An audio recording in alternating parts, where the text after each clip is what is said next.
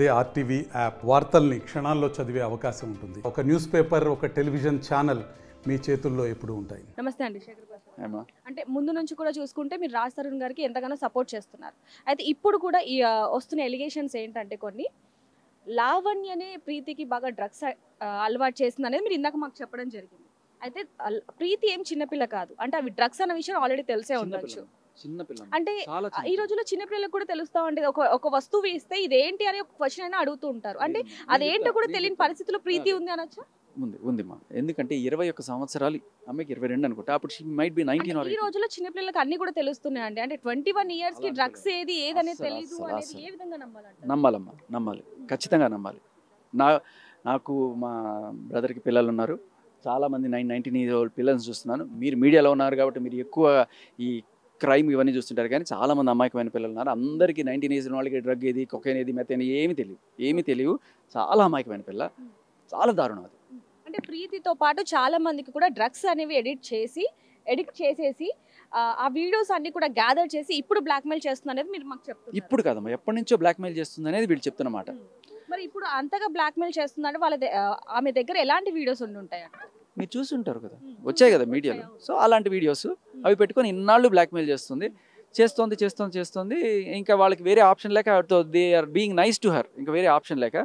But ఆవిడకి doubt వచ్చేసింది. When Uday నాకు కాంటాక్ట్లోకి వచ్చాడు అని తెలియగానే ఇంకా ఉదయ్ని బెదిరించడం మొదలుపెట్టింది. సో ఆ కాల్ రికార్డ్ కూడా మీరు చాలా క్లియర్గా వింటే అదే. డెఫినెట్గా నేను ఉదయ్కి మెసేజ్ చేశాను, కానీ ఉదయ్ ఎవరోనో కూడా నాకు తెలియదు. చేసినప్పుడు రకరకాల లీడ్స్లో ఇతన్ని గెలుకు, నీకు ఏదైనా ఇన్ఫర్మేషన్ తెలియచ్చని ఎవరో ఇచ్చే లీడ్తో నేను పట్టుకుంటే ఆ మెసేజ్ చూడగానే భయపడిపోయింది. సో ఎవరిని ఈవిడ ఎంత టార్చర్ చేస్తుందో, ఎవరికి ఎన్ని అలవాట్లు చేసిందో ఆవిడకి తెలుసు.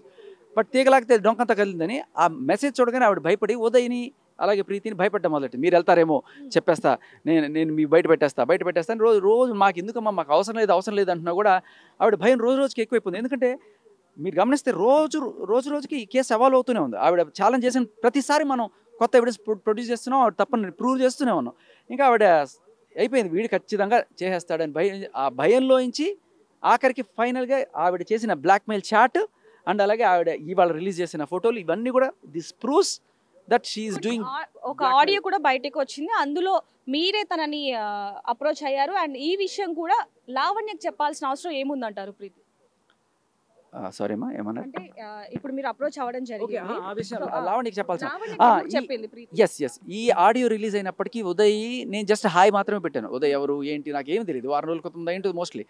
బట్ అదే చెప్తున్నా, చాలా క్లియర్గా ఆ ఆడియో రిలీజ్ అయినప్పుడు వీళ్ళు ఇలా సరదాగా మాట్లాడుకున్నారు నా గురించి. కానీ ఈ ఇద్దరికీ లేని భయం లావణ్యలో మొదలైంది. ఏమో ఉదయ్ పొరపాటున ప్లేట్ మారిస్తే, ఉదయ్ సాక్ష్యాలన్నీ వస్తే నేను బుక్ అయిపోతాను కదా, ఈ ప్రీతి కనుక వచ్చి చెప్తే నేను బుక్ అయిపోతాను కదా, ఆవిడకి భయం మొదలైంది. మీకు క్లియర్ కట్గా అర్థమవుతుందా సీక్వెన్స్? 1 రోజుల క్రితం జస్ట్ శేఖర్ భాష టచ్ చేశాడు అని తెలియగానే అమ్మో వీడు సామాన్యుడు కాదు, ఫోన్ చేసి మాట్లాడడం జరిగింది లావణ్య. అది ఎప్పుడు. అయితే ఇప్పుడు కూడా ప్రస్తుతానికి మీరు ఇప్పుడు పోలీస్ స్టేషన్ కి వచ్చారు అని తెలియడంతో కొన్ని ఫొటోస్ కూడా ఇప్పుడు రిలీజ్ అయ్యాయి, కొన్ని వీడియోలు అలాగే ఒక ఆడియో కూడా రిలీజ్ అవ్వడం జరిగింది. అయితే ముందు నుంచి కూడా చూసుకుంటే నెక్స్ట్ స్టెప్ ఏం చేస్తారు అనే లోపే తన దగ్గర నుంచి ఏదో ఒకటి రిలీజ్ అవ్వడం జరుగుతుంది. దీని గురించి మీకు ఆవిడే సూసైడ్ అంటే ఆవిడ ఏదో వీళ్ళని దెబ్బ కొడదాం అనే దీంట్లో ఆవిడే దెబ్బేసుకుంది. ఇప్పుడు ఏంటంటే నా మీద కంప్లైంట్ ఇస్తారా, చూడరా నేను చేస్తాను, నేనేం చేయను అనుకున్నారు కదా, నేను ఇన్నాళ్ళు బెదిరిస్తాను అనుకున్నారు, నేను చెప్పింది నేను చేస్తా అని చెప్పి ఇవాళ ఆవిడ వీడియోస్ ఫొటోస్ రిలీజ్ చేసి కుసంస్కారి అని చెప్పి నిరూపించుకుంది. కుసంస్కారి కాదు, she proved that this blackmail is true. ఇప్పటిదాకా చేస్తున్న బ్లాక్మెయిల్ ఏదైతుందో అది నిజం అని చెప్పి ఇవాళ మీడియాకి అందరికీ ఫోటోలు రిలీజ్ చేసి ప్రూవ్ చేసుకుంది. అండ్ తప్పించుకోలేదు దీని నుంచి. ఎంత క్లియర్గా అంటే ఇప్పుడు ఎలా అయితే డ్రగ్స్ కేసు ఆవిడకి ఎలాగైతే చుట్టుకుంటుందో ఈ బ్లాక్మెయిల్ కేసు కూడా డ్రగ్స్ కేసులో అంటే లావణ్య వెనకాల డ్రగ్స్ ముఠా ఉంది అని చెప్పేసి ఇందాక లాయర్ అడ్వకేట్ గారు అన్నారు. సో అది పక్కన మీరు మీడియాలో ఉన్నారు, మనది ఏం ఛానల్ ఇది, మీ ఆర్టీవీలోనే ఒక 5 నెలల క్రితం మీరేసిన కథనం చూసుకోండి.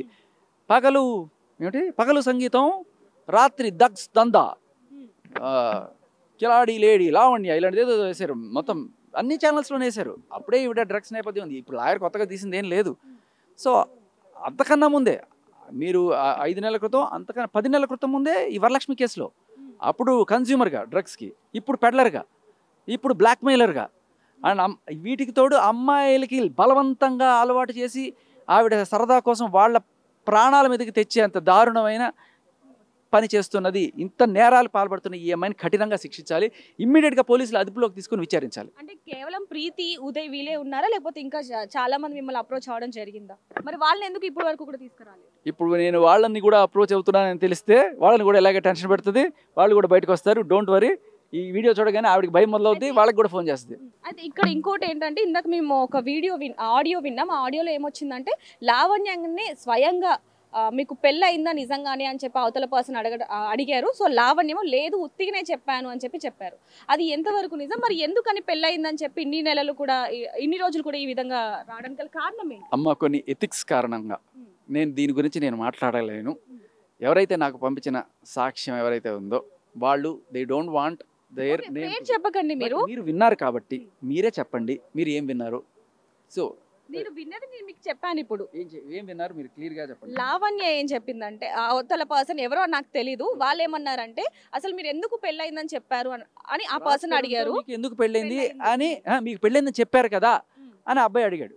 అప్పుడు ఆవిడ ఏం చెప్పింది మీరు విన్నారు కదా, మీరు చెప్పండి. సరే నేను చెప్పాను, మీరు కరెక్ట్గా విన్నారు లేదు చెప్పండి. ఆవిడ ఏం చెప్పిందంటే, లేదు అది నేను ఊరికే చెప్తాను బయట అని చెప్పిందా? విన్నాము, నిజంగానే విన్నాము. ఎందుకని మరి ఇన్ని రోజులు కూడా పెళ్ళైందని చెప్పి ఇంతగా ఇచ్చేయడానికి గల కారణం ఏంటి? ఇది చేయడం, ఇది అంటే ఏంటమ్మా, మీడియాని మోసం చేయడం, మహిళా సంఘాలని మోసం చేయడం. ప్రూఫ్స్ కూడా ఉన్నాయని చెప్తుంది. ఈ ఆడియోలో ఏమో పెళ్లి అవ్వలేదు ఊరికే చెప్పాను అని చెప్పి లావణ్య చెప్తుంది. కానీ ప్రూఫ్స్ ఎక్కడ అంటున్నాను, ఆవిడ దగ్గర ప్రూఫ్ ఉంటే ఈ పాటికి ఎప్పుడో మీ దగ్గరికి వచ్చేసి ఉండేది కదా, తాళి కట్టిన ఫోటో. ఇప్పటిదాకా లేదు కదా. ఉన్నాయని చెప్పడం వేరు, మీరు విన్నది చూసారా, అది ప్రూఫ్ అంటే పెళ్లి కాలేదు అని చెప్పి. అది ఎందుకని మీరు మీడియాకి ఇవ్వట్లేదు, అలాగే సాక్ష్యాలుగా పెట్టారా పోలీస్ స్టేషన్లో? అవి రిలీజ్ అయ్యే టైంకి అన్నీ వస్తాయి మా బయటికి. కానీ చెప్తున్నాను కదా, మెల్లమెల్లగా వస్తాయి.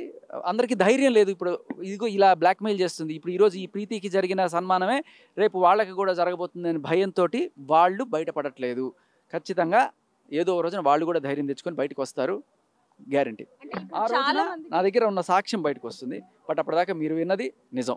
అయితే ఇప్పుడు వరకు చాలా మందిలో వస్తున్న క్వశ్చన్ ఏంటంటే, ఇన్ని రోజుల నుంచి రాజ్ తరుణ్ ఎందుకని బయటికి రాలేదు, ఇప్పుడు ఎందుకు స్పందిస్తున్నాడు అనేది చాలా మందికి క్వశ్చన్. దాని గురించి మీరేమంటారు? ఫస్ట్ ఆఫ్ ఆల్ రాజ్ తరుణ్కి భయం, మెతక అండ్ మనం కొన్ని టైటిల్స్ 493 సెక్షన్, కొంతమంది లాయర్లు ఆర్ కొంతమంది వాళ్ళందరూ కూడా అమ్మో నీకు అదైపోతుంది ఇదైపోతుంది కాదండి. అంటే నిజం ఆయన దగ్గర ఉన్నప్పుడు భయపడాల్సిన అవసరం ఏముంది? సాక్ష్యాలు కూడా ఉన్నాయని చెప్పి రాజ్ తరుణ్ ఆల్రెడీ చెప్పడం జరిగింది. మీరు కూడా ఇప్పుడు చెప్తున్నారు మా దగ్గర బలమైన సాక్ష్యాలు ఉన్నాయని చెప్తున్నారు. మరి బయటికి రావడానికి ఇంత టైం ఎందుకు తీసుకున్నారు? మీరు దేవుడిని నమ్ముతారా? న్యాయం ఉందని నమ్ముతారా? ఇప్పుడు నేను మీకు గట్టి కొడితే మీకు దెబ్బ తగలకుండా ఉంటుందా? మీరు మంచి వాళ్ళు కదా, న్యాయమైన వాళ్ళు కదా, దేవుడు అనేవాడు ఉంటే మీకు దెబ్బ తగలకూడదు కదా. అలా ఉంది మీరు చెప్పేది. ఏదైనా సరే ఒక అమ్మాయి బయటకు వచ్చి ఇలా నాకు అన్యాయం జరిగిపోయింది అంటే ప్రపంచం అంతా ఎవరిని నమ్ముతుంది? మరి భయపడాల్సిన పరిస్థితి అదే జరుగుతుంది. దానికోసమే కదా నేను ఫైట్ చేస్తున్నది. మగాళ్ళు ధైర్యం తెచ్చుకోవాలనేది నా పాయింట్. రాస్తేనే కదా ఎవడైనా భయపడతాడు. ఫస్ట్ ఆ భయాన్నే వీళ్ళు క్యాష్ చేసుకుంటున్నారు, సెటిల్మెంట్ చేసుకుంటున్నారు. దాని నుంచే నేను పోరాడుతున్నాను. ఇక్కడ ఇంకొంతమందికి ఉన్న సందేహం ఏంటంటే, రాజ్ తరుణ్ మీకు డబ్బులు ఇచ్చి ఇదంతా చేపిస్తున్నారు అనేది ఒకటి ఉంది, మీరేమో అభిమానంతో చేస్తున్నారు అనేది కూడా ఉంది. అసలు మీరు ఇందులోకి రావడానికి గల కారణం ఏంటి? మీకు ఉదయ్కి సంబంధం ఏంటి? ఉదయ్ ఈ అబ్బాయి చెప్పాయి కదా, ఈ అబ్బాయి బేసికల్లీ నేను అందరినీ ఎవరైతే నాకు రకరకాల మాధ్యమాల్లో నాకు వచ్చిన క్రెడిబుల్ సోర్సెస్ ద్వారా వచ్చిన ఇన్ఫర్మేషన్లో నేను అందరికీ ఉదయ్ కూడా మెసేజ్ పెట్టాను, hi can I talk to you అని పెట్టినప్పుడు ఉదయ్ తర్వాత మీకు ఎలా తెలుసు వీళ్ళే అందరూ బాధితులు అన్న విషయం మీకు ఎలా తెలుసు? నాకు తెలియదు, నిజంగా తెలియదు. కొంతమంది ఇదిగో ఇతనికి మెసేజ్ పెట్టు, నీకు ఏదైనా ఇన్ఫర్మేషన్ రావచ్చు, ఇతనికి ఏలుకు ఏదైనా మెసేజ్ రావచ్చు అని చెప్పినప్పుడు నేను అందరికీ పెట్టాను. అందులో యాక్చువల్గా నిజానికి అతనికి రావాలని లేదు, కానీ ఆవిడ డౌట్ వచ్చి అతన్ని బెదిరించి ఈ స్టేజ్కి తెచ్చి ఆయన బయటకు వచ్చేట్టు చేసుకుంది. మొత్తానికి ఏ విధమైన న్యాయం కావాలి అనుకుంటున్నారు మీరు? అంటే చాలా మంది కూడా చిన్న తప్పు కాదమ్మా. చిన్న పిల్లలకి మీరు అంటున్నారు కదా, చాలా చిన్న పిల్ల అమ్మ, 21 ఏళ్ళ అమ్మాయిని చూస్తే అసలు తండ్రి కూడా లేడు ఆ పిల్లకి. ఇంత ఇది చేస్తే సో ఆ పిల్ల సూసైడ్ దాకా వెళ్తే రీహాబిటేషన్లో పెట్టి ఇంత దారుణం. ఇలా ఎంతమంది ఒక ఆల్రెడీ చచ్చిపోయాట ఆత్మహత్య చేసుకొని వాళ్ళు చెప్తున్నారు. సో చాలా చాలా చాలా పెద్ద నేరం ఇది. డ్రగ్స్ అమ్మడం, డ్రగ్స్ కన్జ్యూమ్ చేయడం కన్నా చాలా పెద్ద నేరం. బలవంతంగా ఆడపిల్లలకి, చిన్న పిల్లలకి డ్రగ్స్ అలవాటు చేయడం. దీనికి తగిన శిక్ష పడాలి. ఫస్ట్ పోలీసులు ఆవిడని అదుపులోకి తీసుకొని విచారించకపోతే ఆల్రెడీ బెయిల్ మీద వచ్చి అదే డ్రగ్ కేసులో ఏదైతే ఉన్నో వాళ్ళనే బెదిరిస్తూ ఇంకా వాళ్ళని ఆ నిజాలు బయటికి రానివ్వకుండా నిజాలు బయటికి రానివ్వకుండా, ఎస్పెషల్లీ ఈ పాయింట్ చాలా గట్టిగా చెప్పాను, నిజాలు బయటికి రానివ్వకుండా ఎలా బెదిరిస్తుందో మనం అందరం ఇవాళ చూసాం. బయటకు వస్తే వాళ్ళని ఆ ఫోటోలతోటి ఎలా బ్లాక్మెయిల్ చేస్తానని చెప్పింది, ఆ ఫోటోలు కూడా రిలీజ్ చేసింది, మనం చూసాం. ఇది ఇలాగే ఎంతమందిని బ్లాక్మెయిల్ చేస్తుంది నిజాలు బయటికి రానివ్వకుండా. నిజాలు బయటికి రావాలంటే ఆవిడ ఫస్ట్ అదుపులో ఉండాలి, పోలీసులు అదుపులోకి తీసుకొని విచారిస్తే మిగతా నిజాలు కూడా బయటకు వస్తాయి. మరిన్ని వీడియోస్ కోసం ఛానల్ ని సబ్స్క్రైబ్ చేయండి, లేటెస్ట్ అప్డేట్స్ కోసం వాట్సాప్ ఛానల్ ని ఫాలో చేయండి, అండ్ లింక్ డిస్క్రిప్షన్ లో ఉంది.